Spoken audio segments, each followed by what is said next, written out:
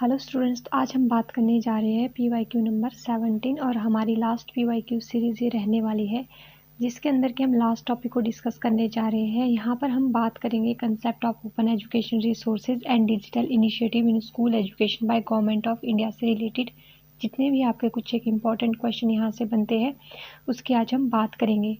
चलिए फिर स्टार्ट करते हैं फर्स्ट क्वेश्चन से। क्वेश्चन नंबर फर्स्ट आपका क्या कहता है, what is the full form of ODL? तो ODL का पूरा नाम क्या है, आपने ये यहाँ पर बताना है। फर्स्ट है आपका openness and direct mode, second है आपका ओपन एजुकेशन मोड, थर्ड है आपका open and distance mode, fourth है आपका ओपन लर्निंग मोड। अगर हम बात करें ODL की, तो ODL का मतलब क्या होता है, ओपन एंड डिस्टेंस मोड। जब भी हम ओपन रिसोर्सेज की बात करते हैं लर्निंग के संदर्भ में और साथ ही साथ में हम जब डिस्टेंस मोड को उसके अंदर इंक्लूड करते हैं तो उसी को ही हम ODL कहते हैं। यहाँ पर क्या होता है, यहाँ पर हम कभी भी स्टडी कर सकते हैं, जैसे कि हम अपने पार्ट टाइम में भी स्टडी कर सकते हैं, फ्लेक्सिबिलिटी के साथ यहाँ पर चीज़ों को सीख सकते हैं। तो इस तरह से हमें यहाँ पर पूरी तरह से हम अपने जब भी हम फ्री होते हैं उस टाइम पर हम चीज़ों को फुली पढ़ सकते हैं। ठीक है, तो इस तरह की लर्निंग को हम क्या कहते हैं, ODL लर्निंग कहते हैं, या ओपन एंड डिस्टेंस मोड की लर्निंग हम इसको कहते हैं। नेक्स्ट क्वेश्चन क्या कहता है आपका, the ministry of education formally the minister of human resource and development launch the स्वयं प्रोग्राम। अगर मैं सिंपल टर्म में यहाँ पर बात करूँ तो जो स्वयं प्रोग्राम है जो कि हमने बात की थी ओपन एजुकेशन रिसोर्सेज में, ये कब लॉन्च हुआ था या इसको कब इनॉग्रेट किया गया था। तो फर्स्ट है आपका 7 जुलाई 2017, सेकंड है आपका 9 जुलाई 2017, थर्ड है आपका 10 जुलाई 2017 एंड फोर्थ है आपका 14 जुलाई 2017। तो आपने बताना है इसमें से इसका राइट आंसर क्या होगा। तो इसका जो राइट आंसर है वो है ऑप्शन नंबर 2, 9 जुलाई 2017। तो सबसे पहले इसको कब लॉन्च किया गया था, 9 जुलाई 2017 को। ठीक है, नेक्स्ट क्वेश्चन, स्वयं स्टैंड फॉर। अब हम बात करेंगे जो स्वयं हम अभी तक बात कर रहे थे कि ये है क्या, इसका क्या फुल फॉर्म होती है, या इसको हम जो ये शॉर्ट फॉर्म है स्वयं, इसकी फुल फॉर्म क्या होती है। फर्स्ट है study web of active learning for young aspiring mind, second है study well for adult learning for young aspiring mind, third है study web for advanced learning for youth aspiring mind, fourth है none of these। तो अगर हम बात करें स्वयं की, तो जब मैंने इसके बारे में आपको डिटेल में पढ़ाया था उस टाइम पे भी मैंने बताया था कि ये क्या है, एक तरह का स्टडी वेब है। किसके लिए, एक्टिव लर्निंग। किसकी एक्टिव लर्निंग यहाँ पर होगी, जो आपका यूथ होगा। ठीक है, तो इसका राइट आंसर फर्स्ट हो जाएगा। एस से आ जाता है आपका स्टडी, डब्ल्यू से आ जाता है वेब, ए से आ जाता है एक्टिव लर्निंग एंड वाई से आ जाता है यंग, ए से एस्पिरिंग एंड एम से माइंड। तो ये आपका राइट ऑप्शन आ जाता है। Next one is the mock stand for. अब हम एक टर्म हमने और पढ़ी थी स्वयं के साथ मॉक को, तो मॉक के बारे में आपने पढ़ा था कि इसकी फुल फॉर्म क्या होगी। फर्स्ट है massive open access online course, second है modern online office course, third है massive office order sale, fourth है मोस्ट ऑर्गेनाइज ऑनलाइन कोर्स। तो इसका जो राइट आंसर है वो है massive open access online course. तो इसके बारे में मैंने आपसे पहले भी बात की थी। मैसिव यानी कि बहुत बड़ा दायरा, फैली हुई। ओपन का मतलब जहाँ पर कोई भी यहाँ पर इनरोलमेंट कर सकता है, इसका कोई भी एक दायरा नहीं है। एसेस यानी कि इजीली किसी के पास भी ये पहुँच सकता है। ऑनलाइन कोर्स मतलब कि आपके पास सिर्फ और सिर्फ नेट की सुविधा होनी चाहिए, तब आप इसको पढ़ सकते हैं। ठीक है, नेक्स्ट है आपका in MOOC how many quadrant are present. तो ये भी मैंने आपको बहुत ही डिटेल में पढ़ाया था क्वाड्रेंट के बारे में। तो मॉक के अंदर टोटल कितने क्वाड्रेंट है आपने ये बताना है। First one is the 3, second one is the 4, third one is the 6, fourth one is the 9। अगर मैं इसको सिंपल टर्म में बोले तो हम क्वाड्रेंट को एक तरह के प्रिंसिपल के रूप में भी देख सकते हैं कि इसके कितने प्रिंसिपल है। ठीक है, तो आपने वो बताना है। तो इसका राइट आंसर है option number 4, sorry option number 2, 4। इसके अंदर क्या क्या आता था, इसके अंदर हमने सबसे पहले बात की थी ई ट्यूटोरियल के बारे में। ठीक है, ई ट्यूटोरियल के बारे में हमने बात की थी। फिर हमने बात की थी ई कंटेंट के बारे में, है ना, कि ट्यूटोरियल का मतलब क्या है, जहाँ पर इंटरेक्शन होगा। कंटेंट का मतलब क्या है, जहाँ पर आपको कंटेंट मिलेगा।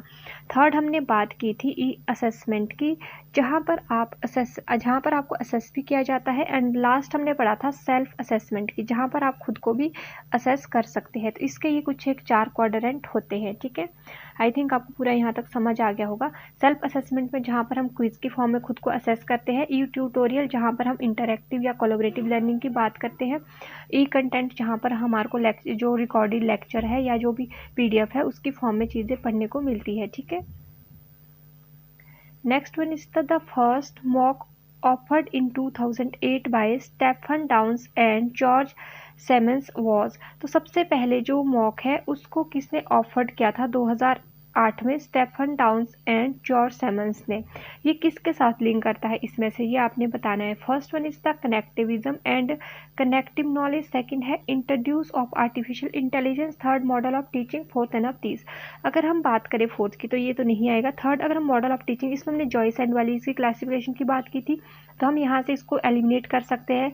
फिर है introduction to artificial intelligence. Artificial intelligence की बात तो इन्होंने नहीं की थी। ठीक है, तो आर्टिफिशियल इंटेलिजेंस का कंसेप्ट हमारे पास 2011 के बाद ही डेवलप हुआ था। ठीक है, तो ये भी यहाँ पर नहीं आएगा। तो राइट आंसर इसका क्या आ जाएगा? Connectivism and connective knowledge. यहाँ पर आपको CCK करके भी कई बार ये चीज़ पूछ ली जाती है शॉर्ट फॉर्म में। ठीक है, नेक्स्ट वन इज द स्वयं platform facilitate hosting of all course taught in classroom. अब स्वयं जो प्लेटफॉर्म है उसके ऊपर आपको कुछ एक जो कोर्सेज है वो पढ़ाए जाते हैं। वो कहाँ से कहाँ तक पढ़ाए जाते हैं, कौन सी क्लास के बाद आपके जो स्वयं प्लेटफॉर्म पर जो कोर्सेज है वो अवेलेबल है, आपने ये बताना है। First one is the 5th to post graduate, second one is the 11th to post graduate, third one is the post graduate only, fourth one is the 9th to post graduate. तो इसका right answer है आपका 9th to post graduate. क्योंकि जब हमने इसके बारे में बात की थी तो उस टाइम पे हमने ये देखा था कि जो 9th के बाद पोस्ट ग्रेजुएट तक जितने भी आपके कुछ एक इम्पॉर्टेंट कोर्सेज है, जितनी भी चीज़ें हैं वो सारी इसके अंदर इंक्लूड की जाती है। नेक्स्ट है when was Digital India programme start. वैसे जब हमने बात की थी तो बहुत पहले से ही 1987 के बाद ही हमारी जो डिजिटल इनिशिएशन है वो स्टार्ट हो गई थी, परंतु एक प्रॉपर रूप में कब से जो है वो इंडिया में जो डिजिटलीकरण है वो स्टार्ट हुआ, इसके बारे में यहाँ पर पूछा गया है। फर्स्ट वन इज द 2016 से, सेकंड है 2015 से, थर्ड है 2014 से, फोर्थ है 2012 से। इसका जो राइट आंसर है वो है आपका 2015। तो ये PM नरेंद्र मोदी जी के आने के बाद 1 जुलाई 2015 से स्टार्ट हुआ था। यहाँ पर आपके बहुत सारे प्रोग्राम्स आते हैं जैसे कि मेक इन इंडिया आ गया आपका, है ना, भारत माला आ गया, स्टार्टअप इंडिया आ गया। तो इस तरह के बहुत सारे प्रोग्राम उसके बाद अपनी गति पकड़ना उन्होंने स्टार्ट किया था। तो इसी के अंदर ही जो है एजुकेशन का भी बहुत बड़ा यहाँ पर बदलाव देखने को हम लोगों को मिला था। ठीक है, नेक्स्ट है आपका स्वयं Prabha how many channel contain. तो स्वयं प्रभा मैंने आपको बताया था कि ये स्वयं का ही एक मॉडिफाइड वर्जन है, परंतु यहाँ पर क्या किया गया था, DTH को यहाँ पर ऐड किया गया था। तो टोटल कितने DTH के चैनल इसके अंदर इंक्लूड किए गए हैं इसकी यहाँ पर बात की गई है। First one is the 24, second one is the 34, third one is the 32, fourth one is the 45।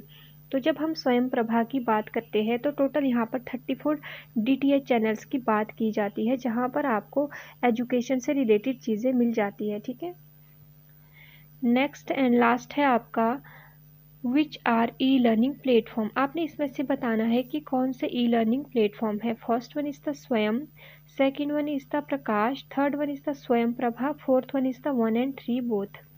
तो इसका जो राइट आंसर है वो है ऑप्शन नंबर 4। अगर हम बात करें स्वयं की तो स्वयं के बारे में हमने बहुत ही डिटेल में बात की है। और अगर इसके बाद स्वयं प्रभा, अभी थोड़ी देर पहले ही मैंने आपको बताया, एक बचता है आपके पास प्रकाश। तो ये प्रकाश क्या है, ये एक तरह का all India council for technical education. तो ये किसके लिए है, ये एक तरह का ये काउंसिल है जो क्या देखता है आपका टेक्निकल एजुकेशन से रिलेटेड जितनी भी दिक्कतें होती हैं उन सब चीज़ों को ये देखता है। इसके साथ साथ एक टर्म और आती है जिसका नाम है विद्वान। और ये विद्वान क्या है, विद्वान एक तरह का डेटाबेस है। ठीक है, ये भी एक तरह का डेटाबेस है। नेशनल रिसर्च नेटवर्क यहाँ पर आपको मिलते हैं, यहाँ पर आप अपने डेटाबेस को क्रिएट कर सकते हैं। ठीक है, ये भी आपने याद रखना है। तो आई थिंक ये आपका ये बस जो मैंने आपको पहले पढ़ाया था उससे रिलेटेड ही कुछ एक क्वेश्चंस थे।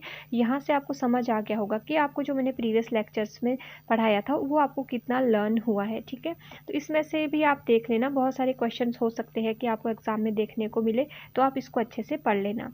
ठीक है, तो मिलते हैं जल्द ही नेक्स्ट वीडियो में। तब तक के लिए bye bye and thank you for watching. और अपनी तैयारियों को आप बहुत ही ज़ोरों शोरों से करें।